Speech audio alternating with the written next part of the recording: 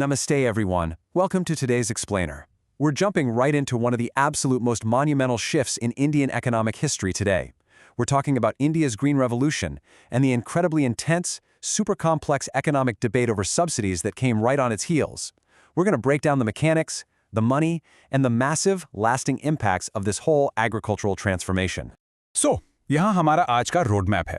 We'll quickly cover what is the Green Revolution, the specific formula for those high yields, the two phases of expansion across the country, the great subsidy debate, और आखिर में a final reality check on the actual numbers. Let's get started. Section 1. What exactly is the Green Revolution? If we look at the core definition, it's a rapid increase in agricultural production resulting entirely from adopting new technology. Think about it like this. Imagine if you are apni purani thodi slow bicycle chala rahe hain, right? And then, out of nowhere, you are suddenly upgraded to a high-speed sports car. The sheer difference in speed, efficiency, and output from traditional farming was exactly like that, a total game changer. But देखिए, it wasn't just about tossing some new type of seed into the ground. Not at all.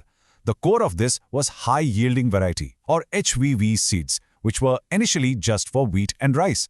But these seeds, they demanded a complete modernization of the way farming was done. We're talking a significantly increased use of chemical fertilizers, strict application of insecticides and pesticides, and absolute mechanization. Traditional bullock carts were literally replaced overnight by modern tractors and threshers. Moving to part 2, the exact formula for high yields. You know, this whole thing was a strict package deal. Think of it kind of like baking a super complex cake. You can't just throw flour in an oven and expect a masterpiece, right? You need all the ingredients at the exact right time. Step 1 was planting those HYV seeds. Step 2, providing proper continuous irrigation. Step 3, applying the exact right amount of fertilizers and pesticides.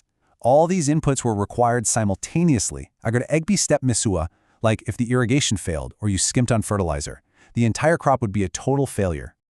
But here's the catch, and it's a big one, the money problem. High-tech farming requires significant capital. A massive fear gripped the nation at the time.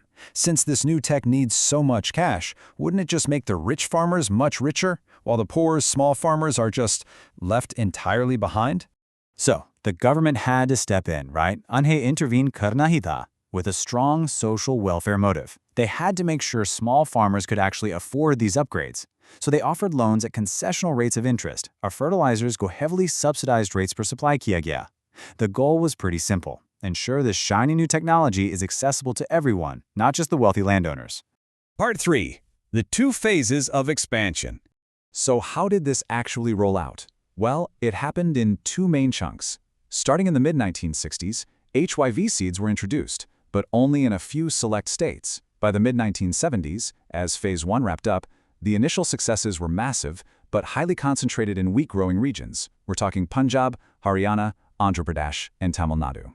But look at Phase 2, which concludes in the mid-1980s. This is the truly inspiring part. The tech spread nationwide to a much wider variety of crops. India didn't just increase production, hum puri tarah se self-sufficient ban gaye.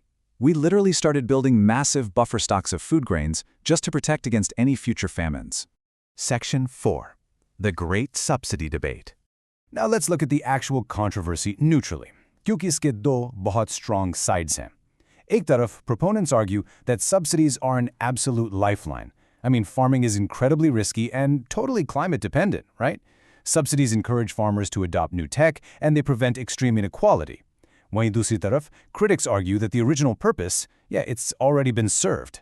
They point out that today, these subsidies mostly just benefit the massive fertilizer industry and the already rich farmers, which creates an enormous, unsustainable financial burden on the government, और आम आदमी पर, the regular taxpayer. So where do we land? Well, the general economic consensus finds a middle ground. Economists basically agree that subsidies shouldn't just be blindly eliminated simply because farming remains so vulnerable. But they do require incredibly strict implementation to ensure they are actually reaching the intended poor farmers without just being exploited by the rich. Finally, Section 5, the final reality check. Okay, pehle to we absolutely have to celebrate the wins because they were massive. Agricultural productivity increased significantly during this period, and India successfully and proudly achieved total self-sufficiency in food grains. But here comes the heavy reality check. Just look at this number, 64.9%. Let that sink in. Despite decades of this incredible agricultural revolution, by the year 1990, a massive 64.9% of the Indian population was still entirely dependent on agriculture for their livelihood. And honestly, that points to a pretty sobering conclusion. It was, in many ways, a policy failure for the broader economy.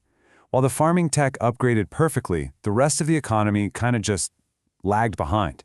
The industrial and service sectors completely failed to grow fast enough to generate alternative employment. They simply could not absorb that massive surplus of agricultural labor. Which leaves us with one massive lingering question. Knowing all this history, the incredible technological leaps, the enduring economic burdens, and the sheer number of people still tied to the land, do our agricultural subsidies today need a complete redesign? Sochega Zarur. Thank you so much for joining me on this explainer. Keep learning, and I'll see you next time.